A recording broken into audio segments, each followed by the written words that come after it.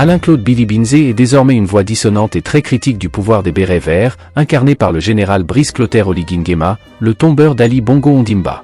Adulé par une certaine opinion gabonaise, souvent silencieuse, déçu par l'action des militaires, Billy-Binze se pose en rempart du combat pour le retour du Gabon sur la voie démocratique. Dans ce combat risqué, d'après les observateurs de la vie politique gabonaise, les talents de fin communicant, de bagarreur ou de dur à cuire, dont dispose Billy-Binze, en sont un atout majeur. Alain-Claude Billy-Binze, un véritable animal politique, né à Makokou, le 16 septembre 1967. Makokou, chef-lieu de l'Ogooué-Vindo, l'une des provinces du nord-est du pays, considérée comme pauvre, mais connue pour abriter l'importante mine de fer de Belinga. Fils d'une mère au foyer, de l'ethnie Fang et d'un père fonctionnaire des postes, Alain-Claude Billy-Binze est issu d'une fratrie de 16 enfants. Dans sa jeunesse, il passe ses études primaires à Makokou avant d'être admis à l'école secondaire des cadets de la police, ESCAP. Selon certains témoignages, c'est son père qui le pousse à intégrer l'école secondaire des cadets de la police, ESCAP, à Libreville. Il y obtient son baccalauréat et son matricule de policier, mais n'intègre pas les forces de l'ordre, préférant suivre un cursus littéraire à l'université Omar Bongo à Libreville. Il rédige un mémoire sur Sonny Laboutansi, écrivain congolais décédé en 1995. À l'université, le jeune étudiant Alain-Claude entre dans une vie de turbulence, partagée entre les études universitaires, la vie syndicale et politique. En même temps, le Gabon amorce un tournant décisif de son histoire en 1990, marqué par l'ouverture au multipartisme. Billy-Binze fonde avec une poignée d'amis, le syndicat des étudiants gabonais, SEG. Tout jeune, il est déjà dans la sphère politique. Il milite au Rassemblement national des bûcherons, RNB, de Paul Mba Abessol, alors farouche opposant au régime d'Omar Bongo. En 1994, l'université Omar Bongo est le lieu d'affrontement entre les étudiants grévistes et le pouvoir. Conséquence, Billy-Binze, qui serait l'un des instigateurs, est exclu de l'université. Il passe sa vie en multipliant les petits boulots, notamment comme animateur radio, puis clerc d'huissier, etc. Le jeune homme, qui est déjà de plein pied dans la politique, décide de s'y donner à fond, après son exclusion de l'université.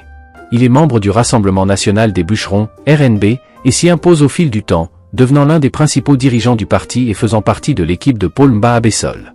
Quand l'opposant Paul Mba Abessol est élu maire de Libreville en 2000, Alain-Claude Billy-Binze est nommé directeur de la communication, une année après, en 2001. C'est le début d'une carrière administrative, qui l'amène à intégrer différents cabinets ministériels, de décembre 2002 à décembre 2005. Notamment au ministère des Droits de l'Homme, au ministère de l'Agriculture et enfin au ministère des Transports et de l'Aviation civile. En 2006, son parcours est couronné. Alain-Claude Billy-Binze fait son entrée au gouvernement du Premier ministre Jean Eyégendong, en qualité de ministre délégué à la communication, porte-parole du gouvernement. En même temps, de 2006 à 2011, il est élu député du deuxième siège de sa commune d'origine de Makokou et du canton de Tang, Louli siège, à l'Assemblée nationale. En 2007, Alain-Claude Billy-Binze change de portefeuille et devient ministre délégué au ministère des Transports et de l'Aviation civile. Sa marche ascendante se heurte à une affaire de chèques sans provision en 2008. Il est jugé et condamné. L'affaire entache son image et explique en partie sa défaite aux législatives de 2011 à Makokou face à Emmanuel Issou Ngondé, dit Jeune Afrique, dans un article datant de 2023, intitulé « 10 choses à savoir » sur Alain-Claude Billy-Binze.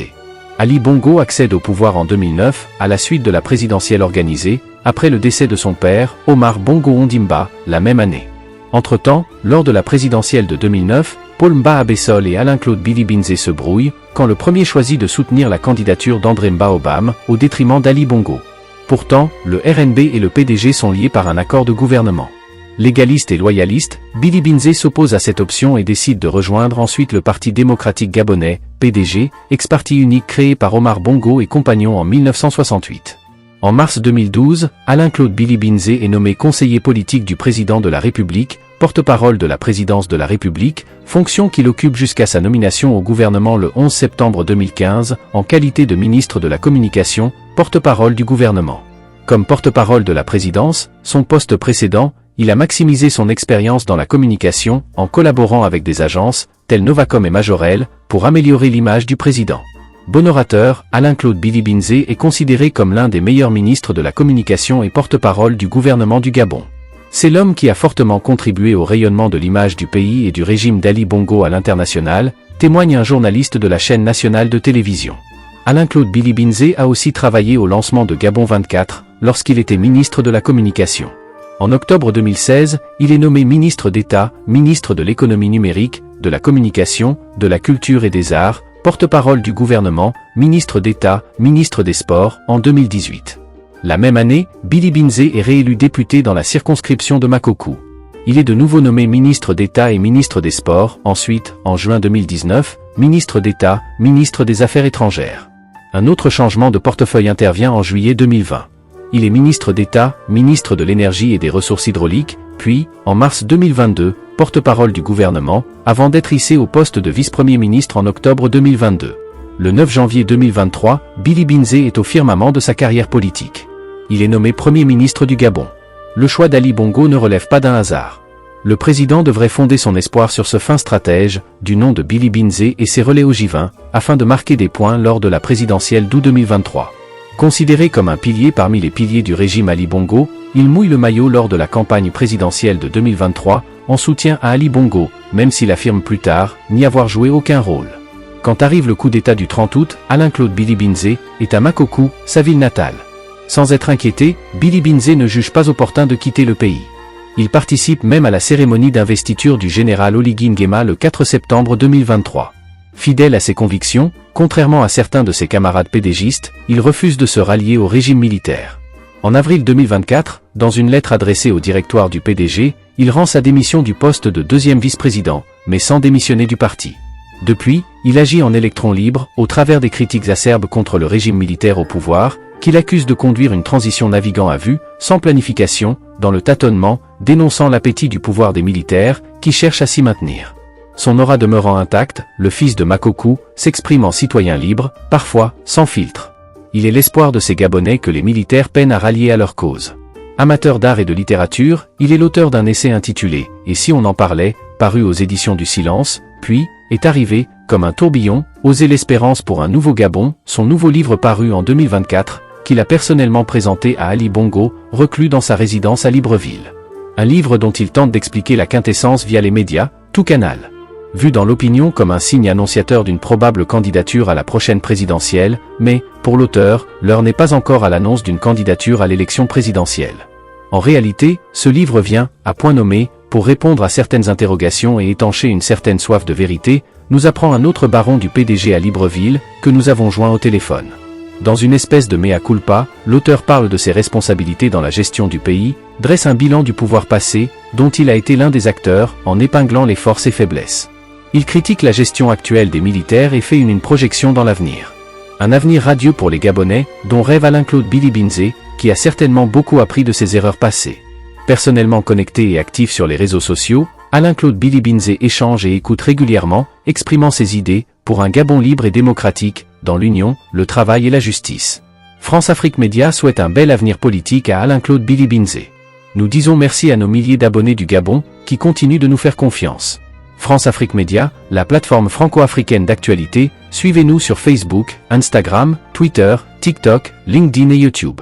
À très bientôt.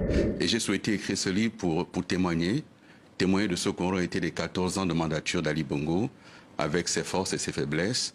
Témoigner aussi de ce que nous avons fait ensemble pour le Gabon, qui n'a pas été que négatif, malgré le tableau qu'on tente d'en faire et qui fait partie des narratifs, mais aussi rendre compte de ce qui aurait été mon engagement, mon parcours politique, mon parcours citoyen également. J'ai été ministre plusieurs fois et j'ai essayé du mieux que j'ai pu de faire avancer notre pays dans les différentes responsabilités qui m'ont été confiées. Et donc ce livre, c'est aussi témoigner de cela.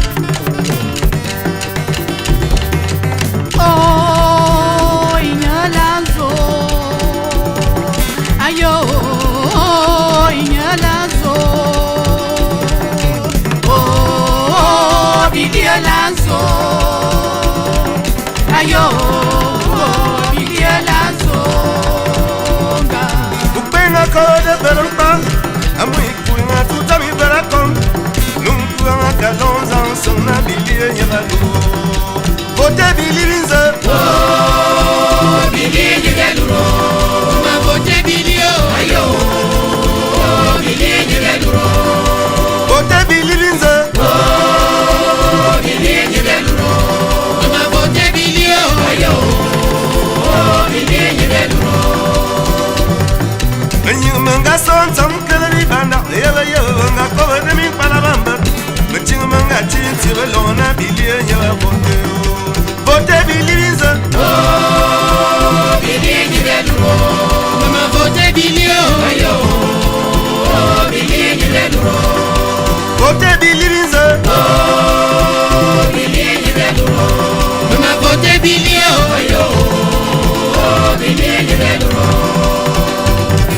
Biwuba wien bakaba milam, befara baka koba de mayala, bobi suba ka koba de masona bilie nyabalo.